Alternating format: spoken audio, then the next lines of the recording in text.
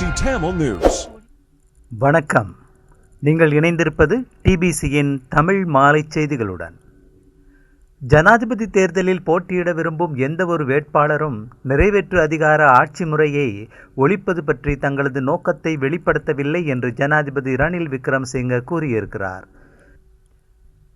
நிறைவேற்று அதிகார ஜனாதிபதி ஆட்சி முறையில் சாதகங்களும் பாதகங்களும் இருப்பதாக அதன் இரட்டைத்தன்மையை சுட்டிக்காட்டிய விக்ரமசிங்க, ஜனாதிபதி பதவியிடம் இருக்கும் அதிகாரங்கள் இலங்கையின் பொருளாதார அபிவிருத்தியிலும் 3 தசாப்த கால உள்நாட்டு போரை முடிவுக்கு கொண்டு வருவதிலும் மிகவும் முக்கிய பாத்திரத்தை வகித்திருப்பதாக கூறினார். சட்ட சீர்திருத்தங்கள் தொடர்பில் வாட்ஸ் நியூ என்ற தலைப்பிலான இளம் சட்டவாளர்களுடனான கலந்துரையாடல் நிகழ்வு ஜனாதிபதி செயலகத்தில் நடைபெற்றது. அதில் கலந்து கொண்டு உரையாற்றிய ஜனாதிபதி, பாராளுமன்றத்துக்கு ஜனாதிபதி பதவியை பொறுப்புக்கூற வைப்பதற்கு சட்டங்கள் கொண்டுவரப்பட வேண்டியது முக்கியம். குறிப்பிட்ட சில நிறைவேற்று அதிகாரங்கள் மாகாண சபைகளுக்கும் பாராளுமன்றத்தின் மேற்பார்வை குழுக்களுக்கும் பன்முகப்படுத்தப்பட வேண்டும் என்று வலியுறுத்தினார். ஜனாதிபதி தேர்தல் அரசியலமைப்பின் பிரகாரம் உரிய காலத்தில் நடத்தப்படும். அதற்கான நிதி ஏற்கனவே ஒதுக்கப்பட்டிருக்கிறது என்றும் ஜனாதிபதி கூறினார்.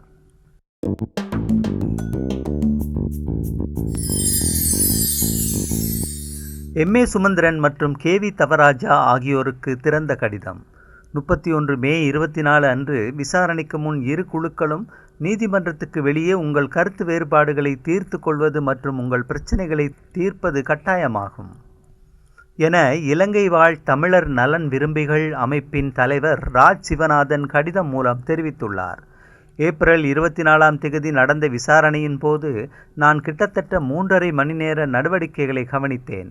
முன்வைக்கப்பட்ட பெரும்பாலான வாதங்கள் ஆதாரமற்றவை மற்றும் விசாரணைக்கு முன்னதாக நீங்கள் சந்தித்திருந்தால் தவிர்க்கப்பட்டிருக்கலாம்.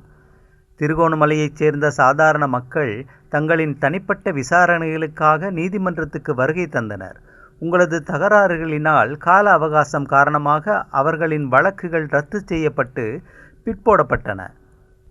நீங்கள் மக்களை பிரதிநிதித்துவப்படுத்துகிறீர்கள், ஆனால் அவர்களை மதிக்கும் கண்ணியம் உங்களிடம் இல்லை. உங்கள் ஈகோவை திருப்திப்படுத்த இந்த பாதையில் நீங்கள் தொடர்ந்தால் இறுதியில் மக்கள் உங்களுக்கு பாடம் கற்பிப்பார்கள். இதற்கிடையில் தமிழ் கட்சிகள் தமக்குள் சண்டையிட்டுக் கொள்கின்றன, ஆனால் தம்முடன் இணைந்து கொள்கின்றன என்று ரணில் ஊடகங்களுக்கும் தனக்கு தெரிந்தவர்களுக்கும் கூறுகிறார். இந்த நிலை தமிழரசு கட்சிக்கு சாபமாகவும் அவமானமாகவும் உள்ளது என தெரிவிக்கப்பட்டுள்ளது.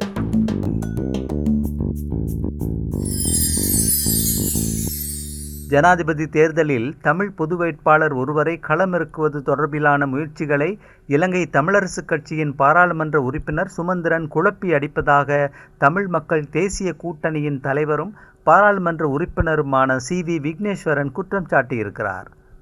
பொது வேட்பாளர் தொடர்பில் கருத்தொருமிப்பை ஏற்படுத்துவதற்கு தமிழ் கட்சிகளும் சிவில் சமூக பிரதிநிதிகளும் முயற்சிகளை முன்னெடுத்து வரும் வேளையில் பொதுமக்கள் மத்தியில் கருத்துரையாடல்களை நடத்தி பொது வேட்பாளர் விவகாரம் குறித்து கருத்தறிவதற்கான ஏற்பாடுகள் அவசியம் என்று கூறிக்கொண்டு சுமந்திரன் குழப்பத்தை ஏற்படுத்த பார்க்கிறார் என்றும் விக்னேஸ்வரன் கூறினார்.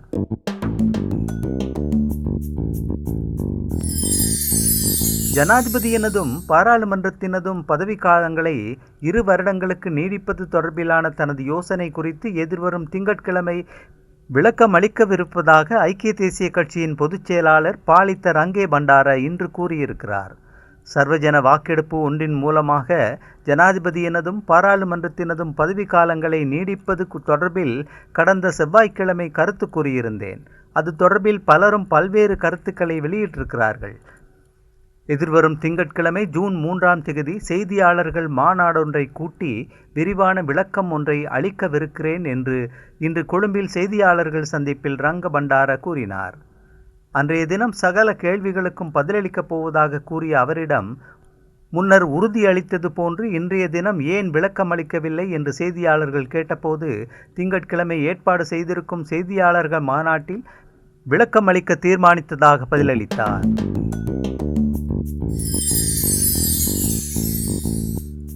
இலங்கை குடியுரிமையை கைவிட்டு சென்றவர்கள் வெளிநாட்டு குடியுரிமையை பெற்றுக்கொண்டவர்களுக்கு இலங்கையில் நிரந்தர வதிவிட உரிமையை வழங்குவதற்கான புதிய ஏற்பாடுகளை உள்ளடக்கிய வர்த்தமானி அறிவித்தலை இன்று அரசாங்கம் வெளியிட்டிருக்கிறது.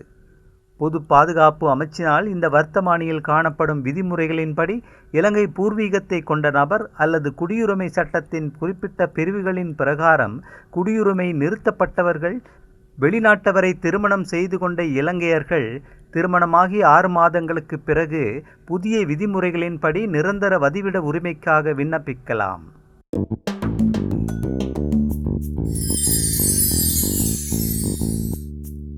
ஈஸ்டர் ஞாயிறு குண்டுத் தாக்குதல்கள் தொடர்பில் கத்தோலிக்க திருச்சபையினால் விடுக்கப்பட்ட வேண்டுகோள்களை அரசாங்கம் அலட்சியம் செய்திருக்கிறது என்று மீண்டும் குற்றஞ்சாட்டிய கொழும்பு அதிமேற்றிராணியார் கார்டினல் மல்கம் ரஞ்சித் நீதியை பெறுவதற்கான தங்களது போராட்டத்தை மீண்டும் ஆரம்பிக்கப் போவதாக சூளுரைத்தார். 2019 ஈஸ்டர் ஞாயிறு குண்டுத் தாக்குதலில் காயமடைந்து சிகிச்சை பெற்று வந்த பெண்மணி திலினா ஹர்ஷனே 5 வருடங்களுக்கு பிறகு கடந்த திங்களன்று காலமானார். நீர்கொழும்பில் அவரது பூத உடலுக்கு அஞ்சலி செலுத்திய பின்னர் அங்கிருந்தவர்கள் மத்தியில் இரங்கல் உரை நிகழ்த்துகையில் கார்டினல் ரஞ்சித் இவ்வாறு கூறினார்.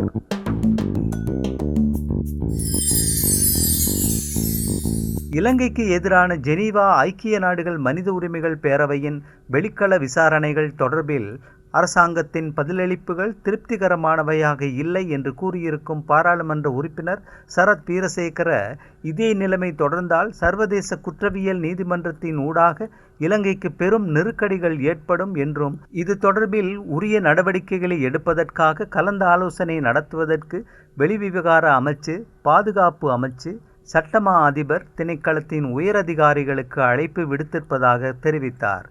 ஜனாதிபதி செயலகத்தில் உள்ள ஊடக மையத்தில் நேற்றைய தினம் செய்தியாளர்கள் மாநாட்டில் உரையாற்றிய வீரசேகர, மேற்கூறப்பட்ட அதிகாரிகளை ஜூன் 5ஆம் தேதி தேசிய பாதுகாப்பு தொடர்பான துறைசார் பாராளுமன்ற குழுவின் கூட்டத்துக்கு அழைத்திருப்பதாக கூறினார்.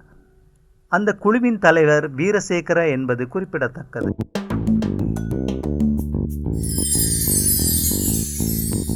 ஊடக நிறுவனங்கள் பலவற்றின் உரிமையாளரான திலித் ஜெயவீரவின் தலைமையிலான மௌபிம தனது கட்சியின் போசகரான முன்னாள் அமைச்சர் கலாநிதி சரத் அமுனுகம அந்த கட்சியிலிருந்து விலகுவதாக அறிவித்திருக்கிறார். மௌபிம ஜனதா கட்சி தேர்தல் கூட்டணி ஒன்றை அமைத்துக் கொள்வதற்காக இனவெறியர்களுடன் அணி சேர்ந்திருப்பதாக அவர் குற்றம் சாட்டினார். தனது அரசியல் வாழ்வில் தான் ஒருபோதுமே இனவெறியர்களுடனோ அல்லது அரசியல்வாதிகளுடனோ எந்த தொடர்பையும் வைத்து கொண்டதில்லை என்று கூறியிருக்கும் கலாநிதி அமுனுகம, வாக்குகளை பெறுவதற்காக மக்களை தவறாக வழிநடத்தக்கூடியதாக சந்தர்ப்பவாத அரசியல் பாதையை நான் ஒருபோதும் நாடியதும் இல்லை, ஆதரித்ததும் இல்லை என்று குறிப்பிட்டார். இளைஞர்களை கவர்வதற்காக மக்கள் நலன் சார்ந்த அரசியல் பாதையையே மௌபிம ஜனதா கட்சி தெரிவு செய்ய வேண்டும் என்பதே தனது விருப்பம் என்றும் அவர் கூறினார்.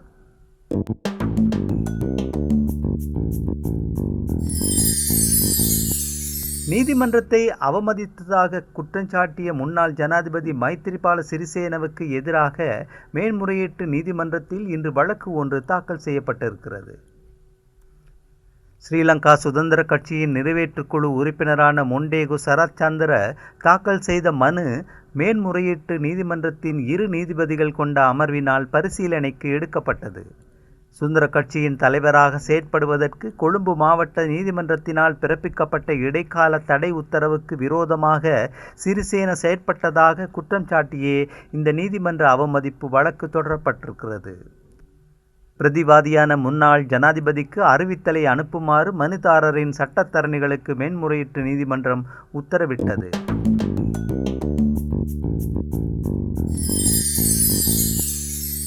அண்மையில் ஹெலிகாப்டர் விபத்தில் மரணமடைந்த ஈரானிய ஜனாதிபதி இப்ராஹிம் ரைசிக்கு அஞ்சலி செலுத்துவதற்காக ஐக்கிய நாடுகள் பொதுச்சபை ஏற்பாடு செய்யும் அமர்வில் கலந்து கொள்ளப் போவதில்லை என்று அமெரிக்கா அறிவித்திருக்கிறது.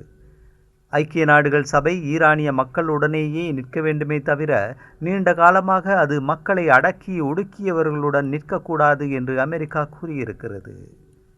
அந்த செய்தியுடன் நிறைவுக்கு வருவது இன்றைய டிபிசியின் மாலை தமிழ் செய்திகள். மீண்டும் நாளை காலை வழமை போல் சந்திக்கலாம். வணக்கம்.